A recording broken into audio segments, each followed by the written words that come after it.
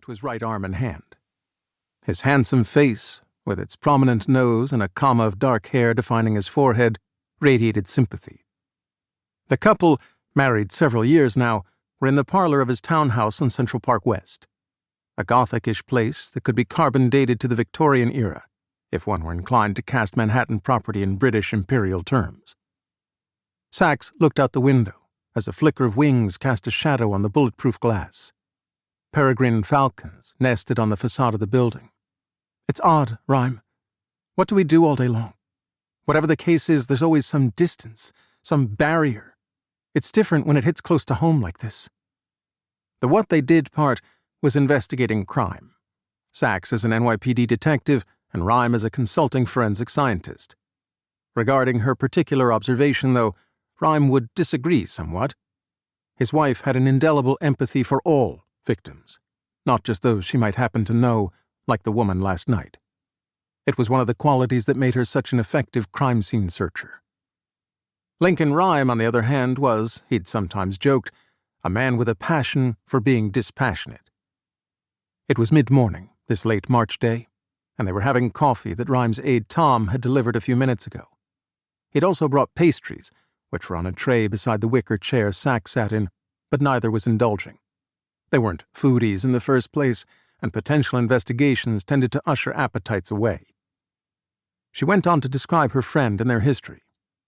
Joanna Mills and she had met years ago in the world of fashion. Sachs had been a model, Mills a photographer's assistant, who went on to become a successful photojournalist. Mills had been married for a few years to a man she'd met when she was in the army, and he was working for a government contractor. Not long into the marriage, he began to grow abusive. First bullying, and finally physical violence, or rather, the attempt. Mills had always kept up with her self-defense training. Love froze into anger, then diluted to sadness. Divorce soon followed. She was finally getting back into dating when this happened. "We'll need all the details," Rhyme said. Just then the door buzzer sounded, and they glanced at the security cam monitor on the wall nearby. A handsome woman of about 40 stood on the porch, upright of posture, looking with cool eyes into the camera. "We're about to get them. Here's Joanna now." Joanna Mills was not a victim of the sort of crime Rhyme and Sachs usually investigated. She had not been injured physically in the least, though victim she had been. "My marriage. It wasn't so great." Sachs said, "I told Lincoln some of it." She nodded. "I was gun-shy. Didn't date for a couple of years. But then I said, 'Hey girl, you want somebody in your life? Get on with it.' I went on this app, Hearts, with a Cupid's arrow for the line that crosses the T." Mills smoothed her black skirt. She wore a white blouse and a black jacket, similar to the sort that Sachs often wore, though Mills's would not have been tailored to conceal the Glock 17 that Sachs wore high on the hip. "And I met him," a special emphasis on the pronoun, as if she just stuck it to a board with a sharp pin. "Kevin. I liked his picture. He was about my age. He was good-looking enough, but the appeal was more his eyes. They seemed kind. And his smile." The woman's long face tightened as she frowned. Her brunette hair was pulled back severely, and she occasionally tucked a straying wisp into place.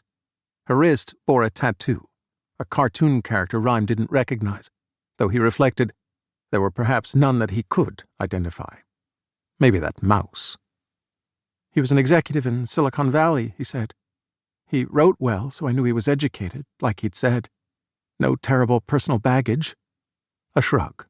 "So I thought, give it a shot. I'm lonely now. What have I got to lose?" We started messaging through the app and then emailing. She sipped the coffee Sachs had poured for her, though she didn't seem to have much taste for it. "It went great. My God, almost perfect. We had all these things in common. We liked the same movies, restaurants, politics, sports. And he was right up front about his past. He told me about an abusive wife. She sounded like a female version of Jim, and she claimed she wanted children, but lied about it." Now her lips tensed, just as Sachs's had done earlier. "I always wanted them too. He said he'd gone to an in vitro clinic to see about using a surrogate, but he didn't think he'd have the time to raise a child properly by himself. Damn.